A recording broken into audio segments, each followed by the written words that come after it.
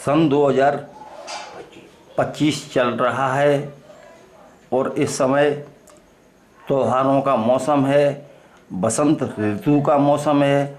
अभी फागुन का महीना निकला है। फागुन का महीना भी बसंत ऋतु के रूप में जाना जाता है। अब चैत का महीना लग गया है तो अब चैत्र नवरात्रि की शुरुआत होना है। तभी आज VCN हलचल परिवार के साथ VCN हलचल परिवार के ही शास्त्री महाराज श्री अमित कृष्ण शास्त्री महाराज आज हमारे साथ हैं और VCN हलचल परिवार के साथ हैं। तो आज बताएंगे अमित कृष्ण शास्त्री महाराज जी कि चैत्र नवरात्रि में माता मैया को कैसे लुभाया जाता है, उनसे माता मैया से कैसे आशीर्वाद प्राप्त किया जा सकता है, बताएं महाराज जी। सभी को जय श्री कृष्णा, जय श्री राधे, जय श्री श्याम। मैं अमित शास्त्री आप सभी को जय श्री कृष्णा गोपाल जी करता हूँ। बड़े ही सौभाग्य का विषय है कि जो चैत्री नवरात्रि माँ के पर्व में हम सभी लोग माँ को रिझाने के लिए अनेकों प्रकार उनके सामने प्रस्तुत करते हैं। जैसे कि पाठ हुआ, भजन पूजन जो भी किया जाता है वो माँ की आराधना जो करते हैं 9 दिन आसन युक्त होकर उनको माँ अवश्य ही वरदान प्रदान करती हैं। अब ये जानते हैं कि ये 9 दिन में कौन कौन सी देवियाँ हैं और क्या क्या नाम है इनके। तो बताया गया है कि शैलपुत्री, ब्रह्मचारिणी, चंद्रघंटा, कूष्मांडा, स्कंद माता, कात्यायनी, कालरात्रि, महागौरी और सिद्धदात्री। ये आपको हमने नाम बताए, लेकिन इनके क्रम क्या हैं कि प्रथमम शैलपुत्री च, नवरात्रि के पहले दिन शैलपुत्री जी की पूजा करनी चाहिए। इससे सौभाग्य प्राप्त होता है, पूजा करने से सौभाग्य प्राप्त होता है। द्वितीय दिन में ब्रह्मचारिणी जी, दूसरे दिन में ब्रह्मचारिणी मैया की पूजा करनी चाहिए। तीसरे दिन में चंद्रघंटा माता की पूजा करनी चाहिए और चौथे दिन में कूष्मांडा माता की पूजा करनी चाहिए। ऐसे ही क्रमबद्ध स्कंद माता 5वें दिन में, 6वें दिन में कात्यायनी माता, 7वें दिन में कात्यायनी मैया और 8वें दिन में महागौरी और 9वें दिन में सिद्धदात्री।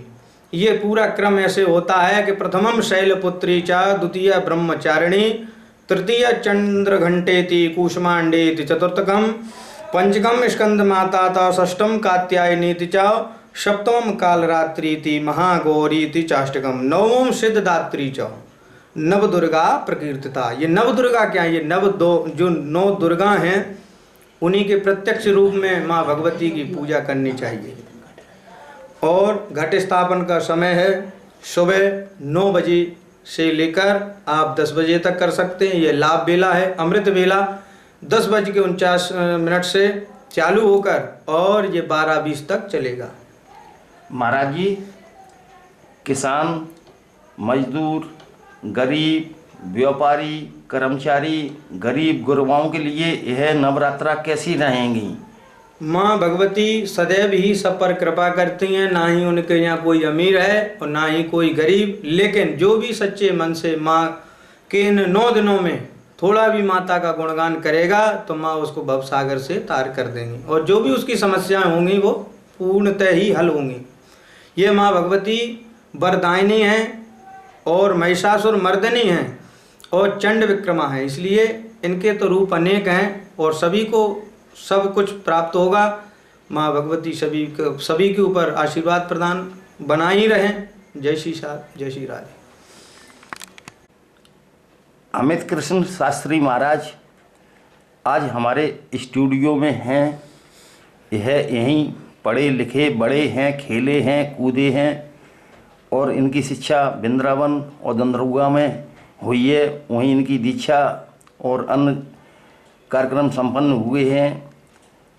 तब महाराज जी हमें किसी ने बताया है कि ऐसा योग कई हजार वर्षों बाद आया है कि नवरात्रा और नई वर्ष का मिलन हो रहा है। जी, बहुत ही आपने शुभ कहा।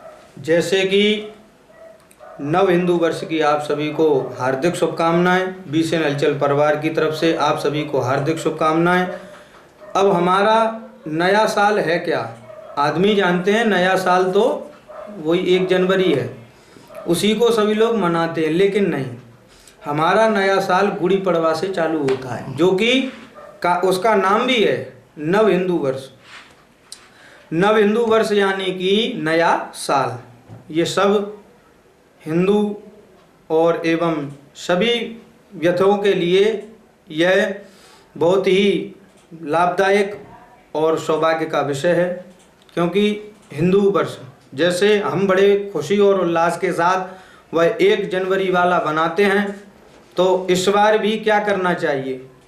माँ भगवती के गुणगान करें, अखंड ज्योत जलाकर एवं दीपक जलाकर भगवान राम को वह ज्योति अर्पित करें और अपने हाजिरी लगाएं और भगवान राम तक अपनी हाजिरी को पहुंचावें।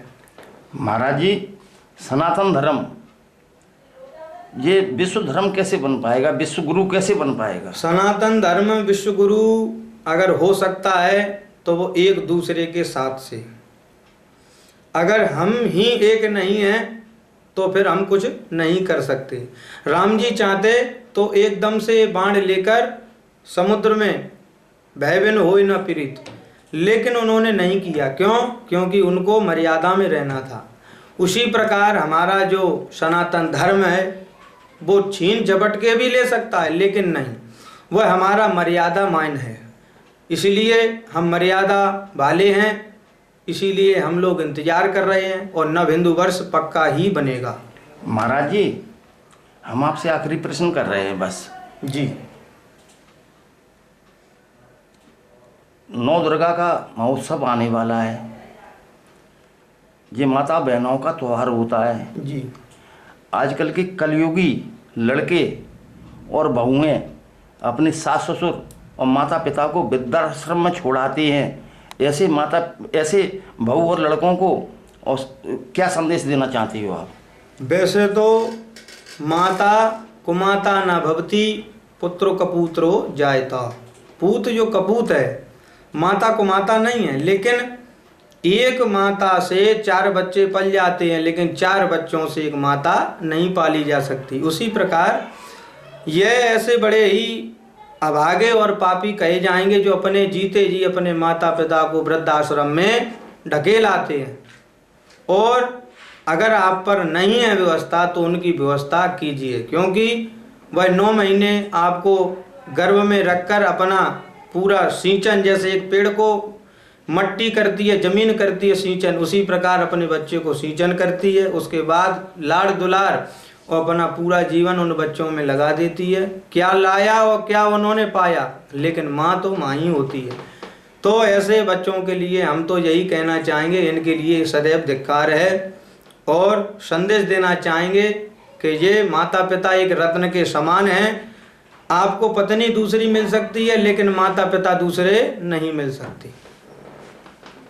भारत के प्रसिद्ध कथावाचक अमित कृष्ण शास्त्री ने नव दुर्गा महोत्सव से पहले संदेश दिया कि अपने माता पिताओं को पालो, तभी आप आगे बढ़ोगे, और नव दुर्गा में माता की पूजा करो, आराधना करो तो फल की प्राप्ति होगी। ब्यूरो BCN हलचल सबसे तेज।